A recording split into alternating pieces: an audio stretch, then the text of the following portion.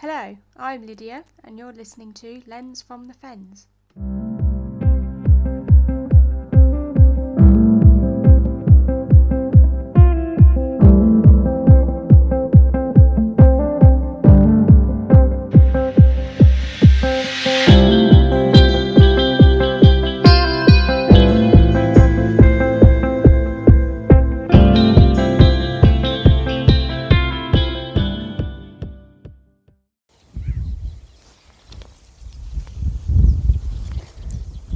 So I've just arrived at Deeping Lakes Nature Reserve, and this has come about from when I posted a poll on my photographic page asking where you'd like me to go, and the options were returning to Deeping Lakes or to find somewhere new. And for those of you who voted, you like to see me at Deeping Lakes, so I'm here now. It's sunny but it's quite windy, so there's a bit of a chill in the air. And I'm standing in the car park in a minute. There's hardly anyone here. There's like 2 other cars. And I'm wondering, I'm going to see if I can get close enough so you can hear the reed warbler that's calling along the fence line. But just while I'm moving, there's house martins that are currently taking residence in a nest wall that's been purposely built for them on the reserve. So they're all flitting in and out of the holes. There's lots of them in the sky, catching birds on the wing, as flies on the wing. But yeah, this reed warbler is quite loud, so I'm going to try and get a bit closer so you can hear it.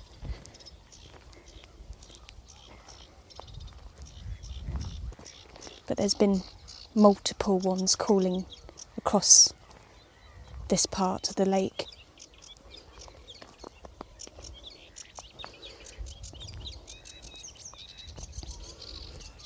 They're notoriously hard to find, but the calls are very distinctive.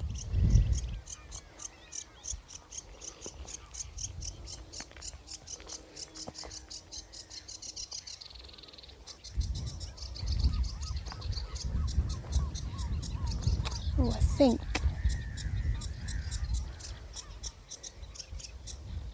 thought I could see it for a minute. I think there's a car coming in as well.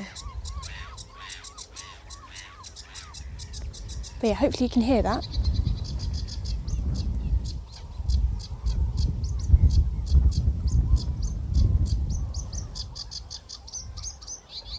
Very vocal.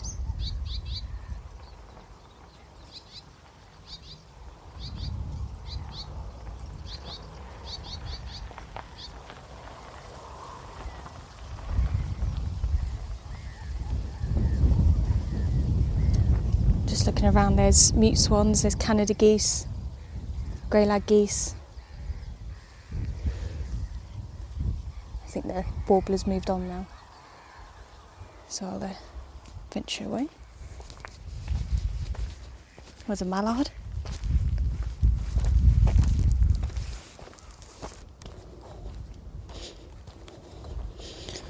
So I'm just setting up my camera as I walk, because it's a bit tricky when you've got constantly changing weather, because there's a lot of cloud, but then there's quite a few breaks in between, so getting the settings just right for very unpredictable weather is a bit of a challenge. But at the minute I've got it set on AV. If you're new to this podcast, my equipment is a Canon 6D with a 150 to 600 Sigma lens. I also have a extender which goes from 600 to 800mm. So I've got it in my bag. But normally when I come to Deeping Lakes, I find a lot of my subjects are quite close, so I often don't really use it. But it's good to have it. It's good to have a bit of extra equipment. But yeah, just setting up. I almost always set to AV, and and then the camera does everything else for me. So at the minute my AV is on f8. It was a bit a higher number than that. That's because not so long ago I was trying to photograph hares on the field, and obviously the depth of field needs to be wider for when you're shooting something that's quite far away. Otherwise, well, I've found that the depth of field can play havoc with what we want to focus on. So I widen up my aperture so there isn't that much depth of field when I'm photographing faraway subjects. And then when it's subjects that are quite close, I normally anywhere from around 6.3 to 8. And then the camera does everything else, so it looks like at the minute, just pointing ahead of me, it's about 1,000th of a second, which is quite good for if there's a subject that's moving. There's a plane overhead. And ISO, I'll probably... Well, ISO is down to 500, so that's brought the shutter speed down. But I've just walked up the path and about to enter the reserve.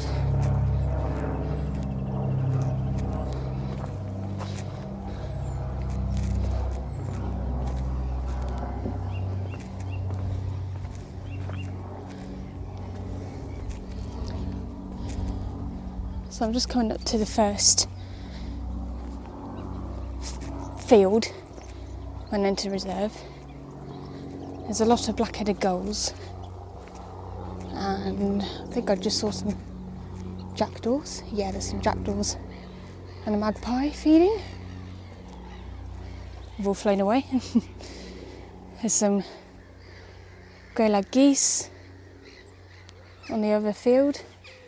And there's something calling behind me.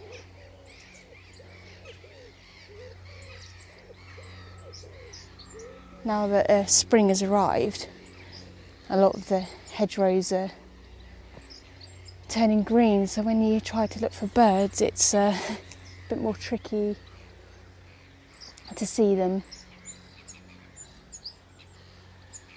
But the hedgerow that grows along the side of the fence when you enter the reserve, I actually helped plant. This was quite a few years ago, but I was part of the Army Cadet Force, and one of the activities that we took part in was like voluntary community work. So we actually came to this reserve and we helped plant some hedgerow plants. And yeah, it's all growing through quite nicely now. But as I'm opening up the episode again here, another live episode, I think there was it's a reed bunting, which actually one of the stories that I wanted to tell you about is I actually have a male reed bunting in my garden. I think it's been in my garden for the last week, and it's been feeding at the back of my garden with the house sparrows, because I have a big flock of house sparrows in my hedge. And I looked out one day and there was what I thought was a sparrow with just a very black head. But no, I confirmed it yesterday that it was a male reed bunting, which I did find quite unusual at first. But thinking about it, the farmers recently dug out a ditch along one of the fields that's out the back of my house. So I have a feeling it's ventured over this way and it's finding other sources of food off the field. So if I can, I'll try and get a picture of it next time I look out in my garden with my camera, because I was quite surprised to find it. But it does make a bit more sense now. I know that there's a ditch near my house now. So I'm just coming around the corner, and you can probably hear all the black-headed gulls now, which is quite a prominent feature when it comes to spring and summertime, because they're all coming together to breed basically. So I probably won't talk much when I walk by them.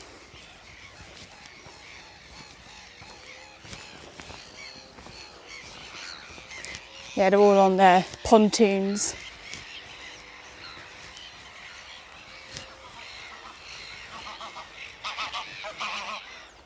Grey lags flying over.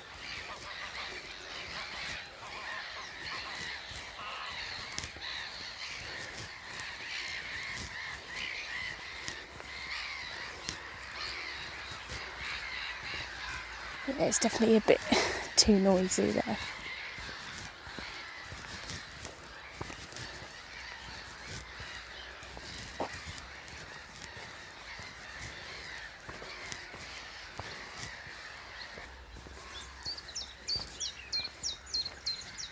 Yeah, it's coming from my right. But I can't pick out where it is.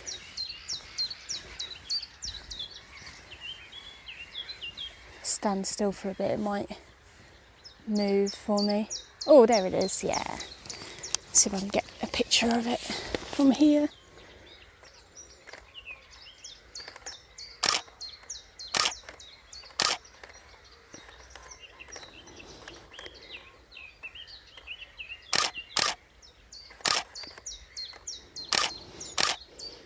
Yeah, it's singing out in the open, which is very nice.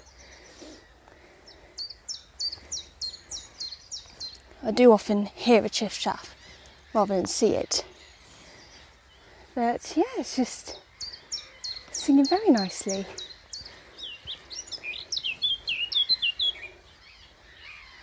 There's, I think, a robin in there.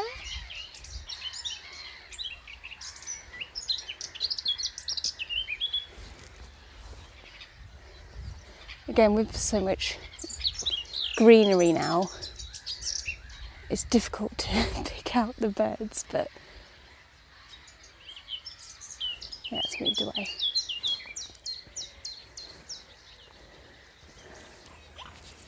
Okay, so I'm just coming down to the river.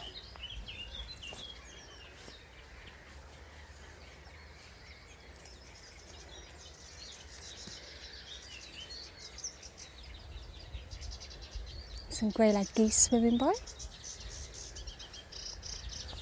I can hear a reed warbler again.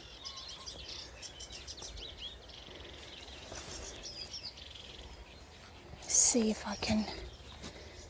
Oh, the water's very nice and clear here. Oh, so I've just crouched down and right next to the water's edge now. And I can hear another reed warbler. I can see a swan on a nest further in the reeds also, asleep.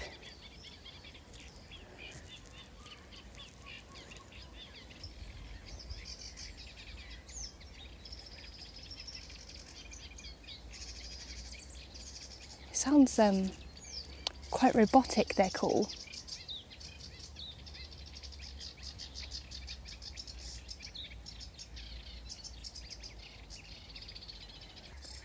It sounds like it should be a lot further in the front from where it's calling from, but because they're very drab in appearance, they blend perfectly in reeds, like the brown reeds you get in lakes and rivers. Grey-lag geese are staying nearby as well. I think they're a bit curious.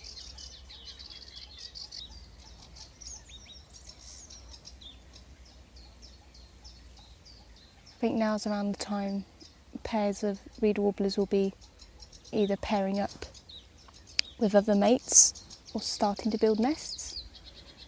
So this would most likely be like a territorial call to other warblers to say this is my patch. I wonder what the swan thinks of its noisy neighbours.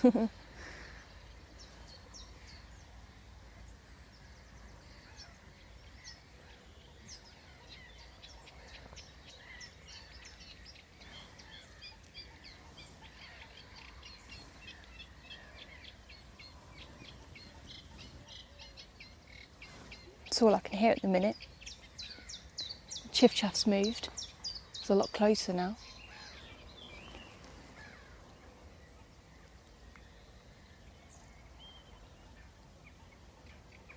I can't see any sort of movement to suggest where the reed warbler is right now. I'm not sure if it's moved further in at all. Oh, something did just fly. Oh, it just flew off again. So something did fly into the reeds and flew back out. But I don't think that was a warbler. I think that might have been maybe a blue tit or a great tit. Because it looked a lot darker than what I thought a reed warbler would be. So that was probably like the green back of the great tit or the blue tit. I'm going to try and stay here as long as I can before I walk any further.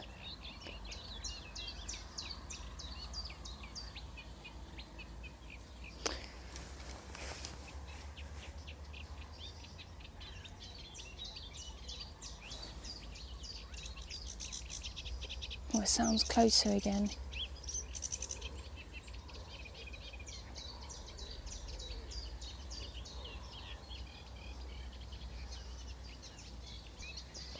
This is what I missed last year during the first lockdown.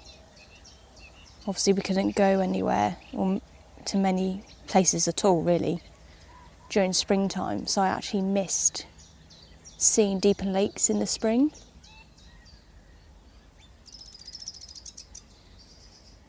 And it's really nice to see it again.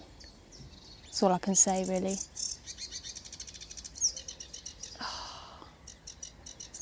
I swear this bird plays tricks. Because it sounds like it should be at the front, but I just can't see it. There's just no movement at all.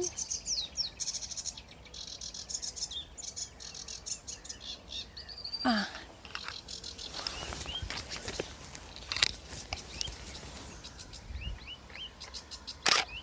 Oh, it's there.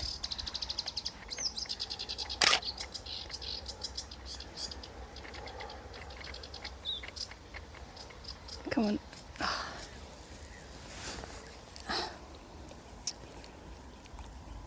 I think I may be mistaken. Because I could see a sedge warbler. And the reason I think I've been mistaken is because the sedge warbler features a distinctive eye stripe.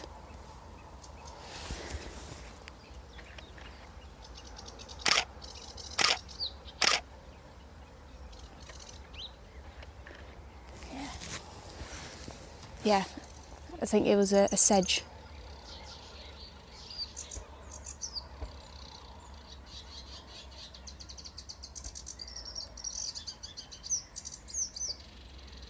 Oh, it's nice it came and revealed itself to me.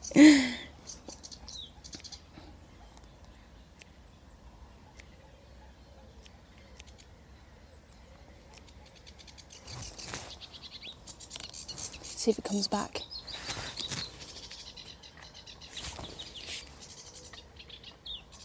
It's right at the bottom of the reeds.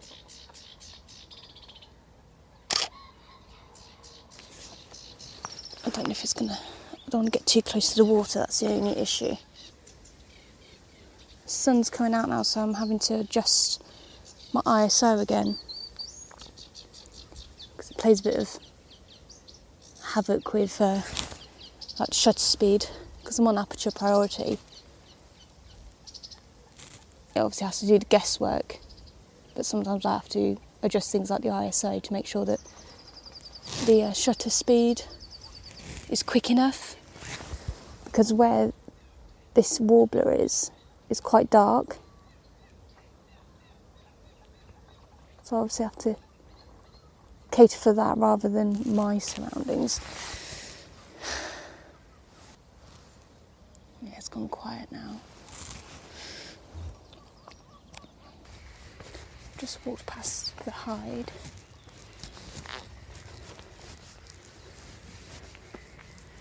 And I'm looking out one of the larger lakes.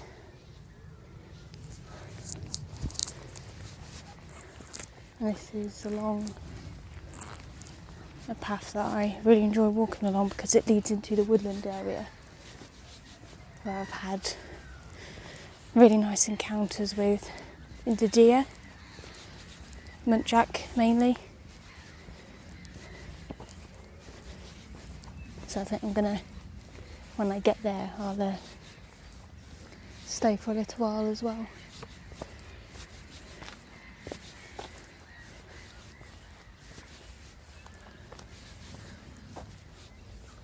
So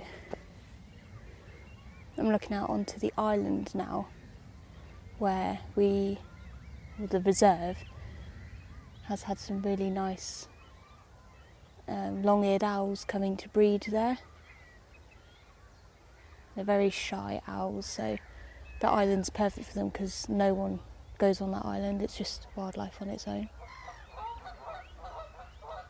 But there seems to be a lot of cormorants nesting there as well.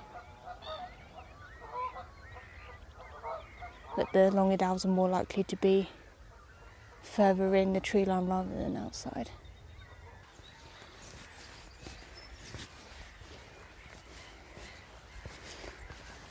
I'm coming round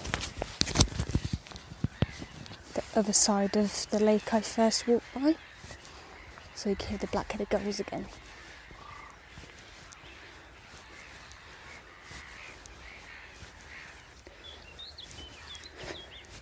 Blackcap calling. It's a great crested green on the water. There's a swan down here as well. Don't want to speak it.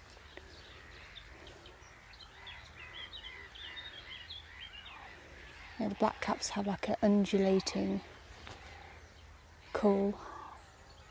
Another bird I've only really come to recognise in the last year or so. But I've actually had a pair of blackcaps at work as well, so it's nice to see them as well as hear them.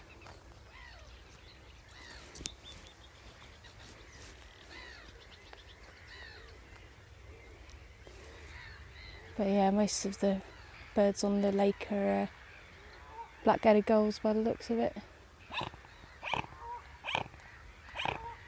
Oh, this one doing the little call next to me. At least it's not hissing. A person did go in front of me not long ago, so I'm sort of creating space in between for when I get to the forest, and hopefully there won't be anyone else there to disturb whatever comes around. It looks like the path has been cleared, probably by wardens. Like the edges have been trimmed, but there's still weeds and different sorts of plants coming through. But it just feels much more open, this pathway. I think maybe from here I might look at going somewhere new, as I put in my poll, because I was unsure as to whether to go back to Deepen Lakes, because I know I've recorded here quite a few times before, or to try somewhere completely different. So I've got a couple of locations in mind, still local, because obviously we can't travel too far and we have to minimise travel. So I have a couple in mind. We'll have to see how the weather's going to fare, because it is meant to be getting cold again, which is typically British of the weather. But yeah, I definitely have a couple of places in mind I can go to. Oh, there's a bird of prey. Might be a buzzard.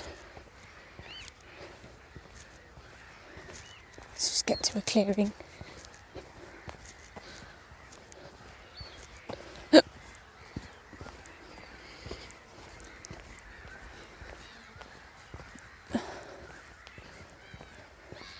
Oh, there's three of them. 3 of them?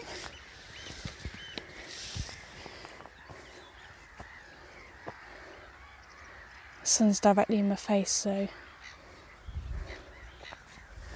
not sure if it's going to be very clear to see what it is. It's definitely moving like a buzzard.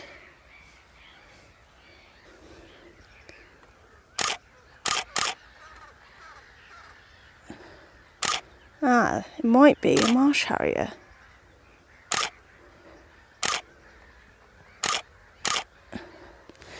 See, it's going to be a silhouette, but the shape of the wings, the width of the wings looks thinner in comparison to a buzzard.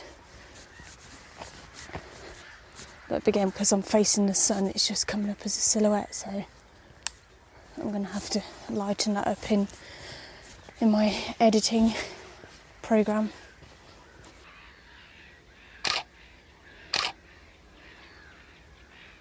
Gliding very softly.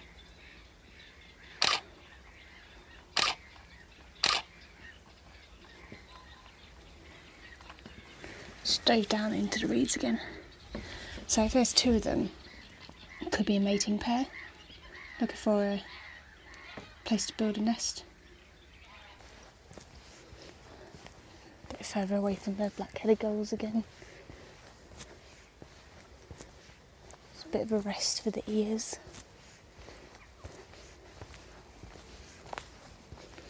I'm just coming up to the wooded bit now.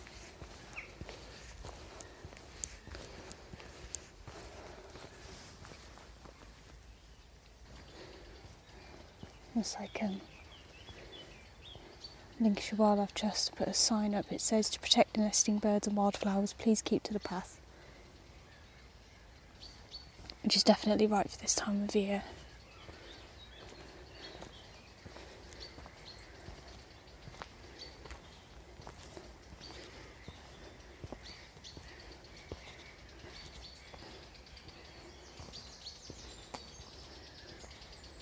A bit of commotion on this side.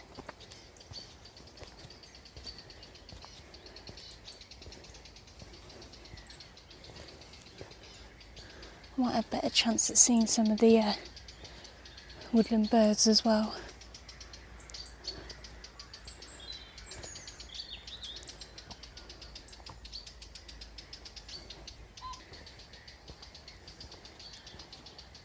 Oh, it's so nice and green round this bit.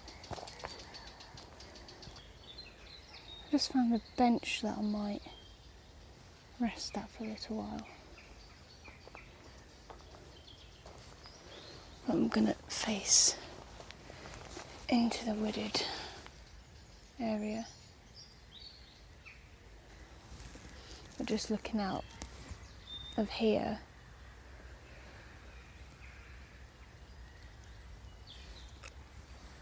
these are quite small trees,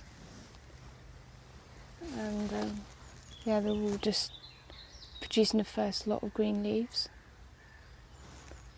And the ground's still got some dead leaves from winter past on the ground, and grass is growing up in between them.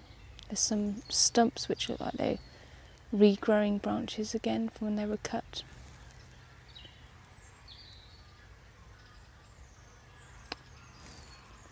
I think it's just the blackbirds I can hear right now. There isn't any other birds nearby.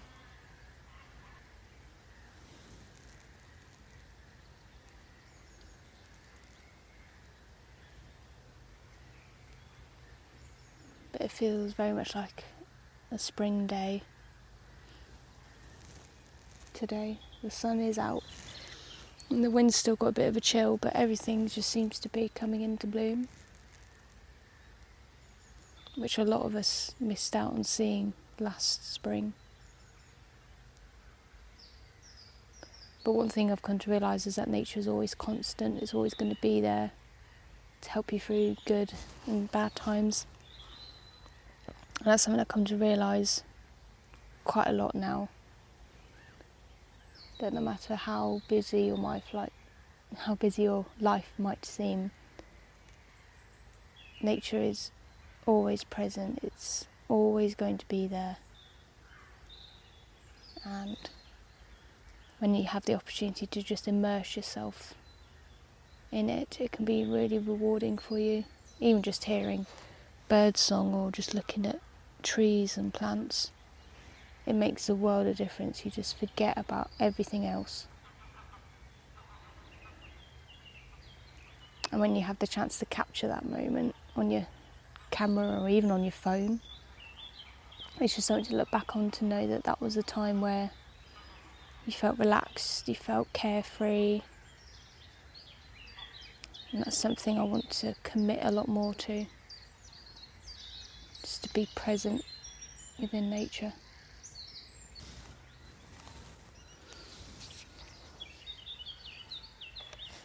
Okay, the black cap again. Sort of went off on a tangent there. But I do find myself a lot of the time when I'm recording for episodes like this, I get really involved with what I'm seeing and how it makes me feel, rather than just talking about the photography side of it. I mean, I love talking about the photography side, it's just another way to get my work out. But when you're in that moment, you just feel elated, you feel calm, and that's what I express when I'm talking.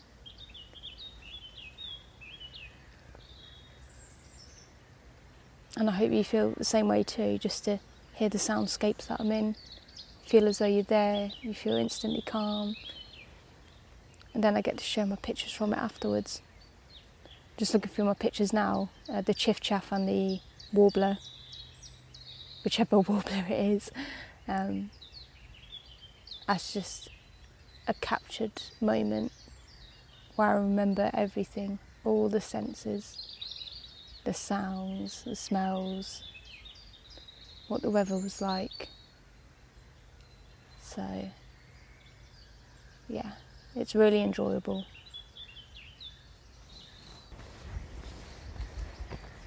It sounds like there's a lot more varied bird song as I come up to the more crowded part of the woods, I'd say. There's a lot more trees in this area. Just before we come out and join the riverbank, the River Welland.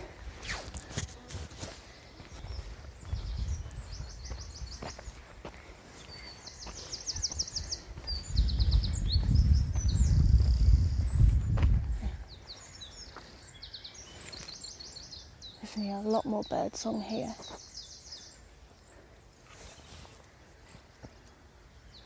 There's a great tit on the floor feeding.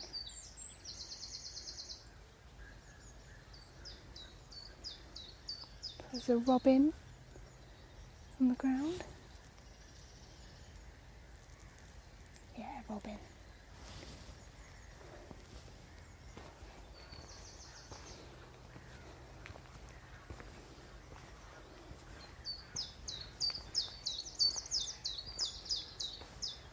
Very close again.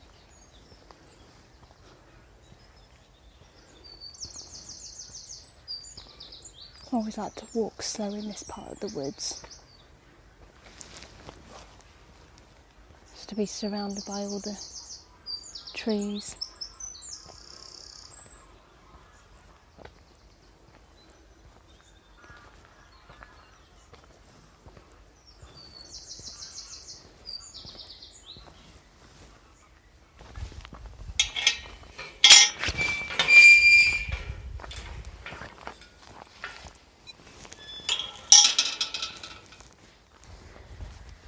Out of the reserve and back on the River Welland,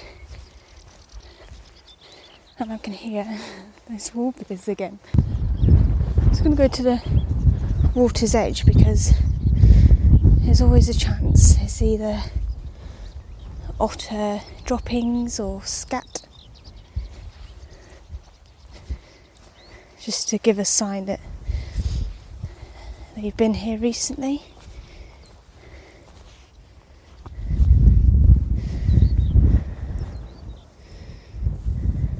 See, because the mud's quite dry on the bank, it doesn't give any leads on footprints.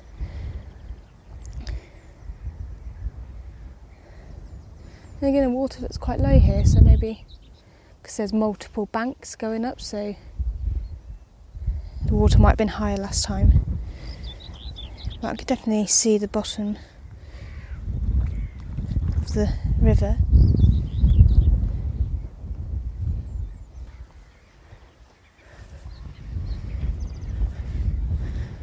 I don't think I can see the marsh harriers on this side, because now the sun's behind me. It'd be really good to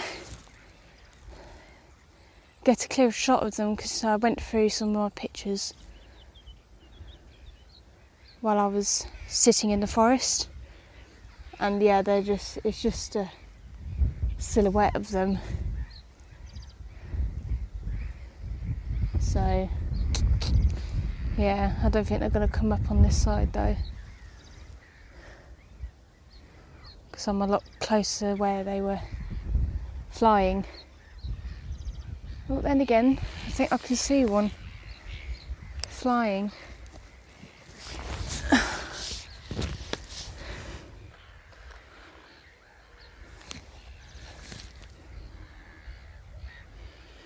So we'll come back around.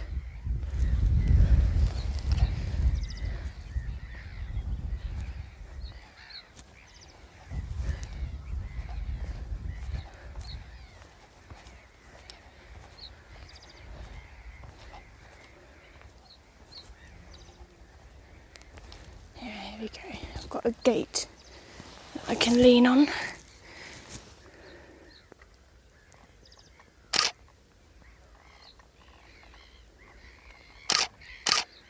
Looks like a young male marsh harrier.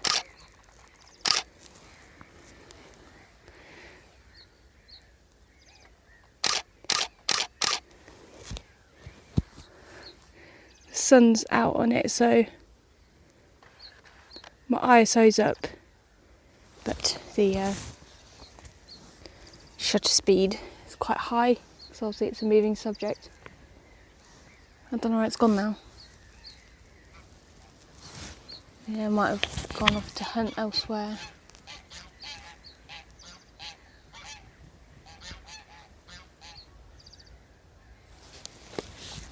I can see a reed bunting. Yeah. Thought I could hear something.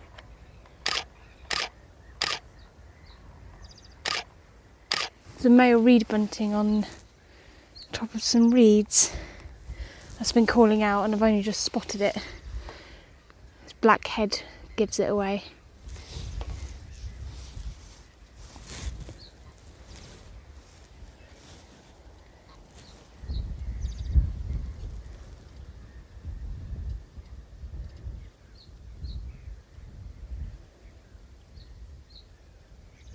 Sort of like a dee-dee-dee-lily.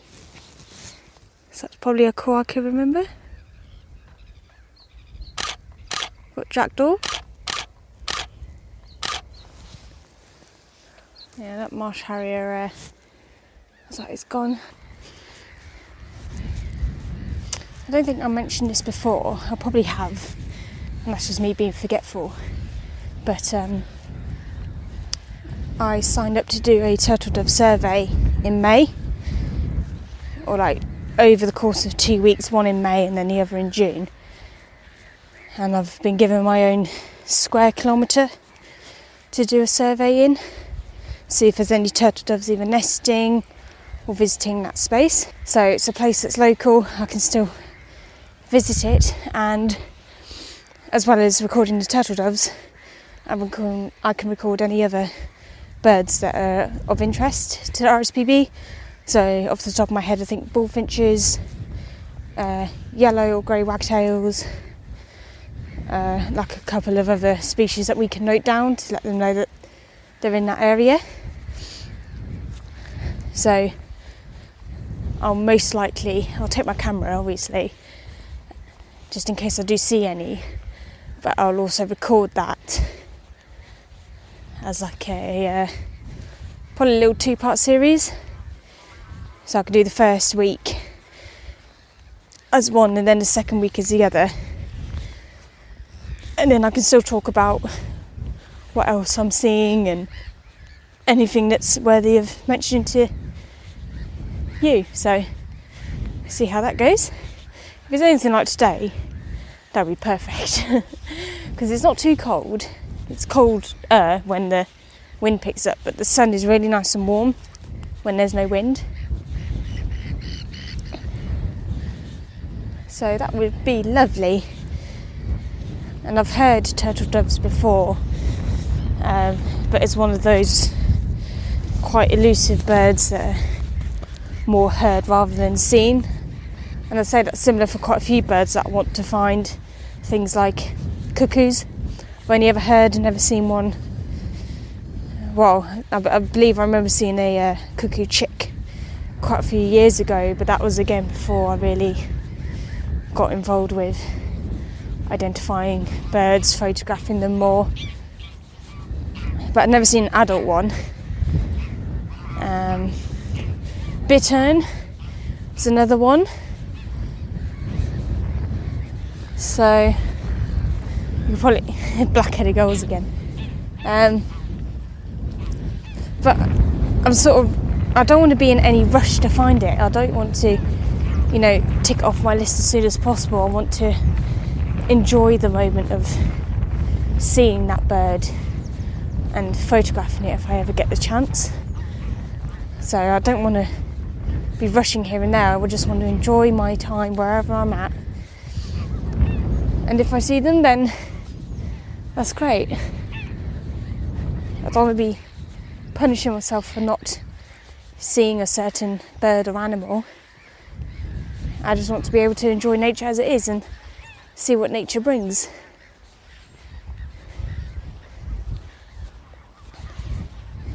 But I'm coming up to the last gate before I head back to the car park. So if nothing else occurs, then I think I'll end it here.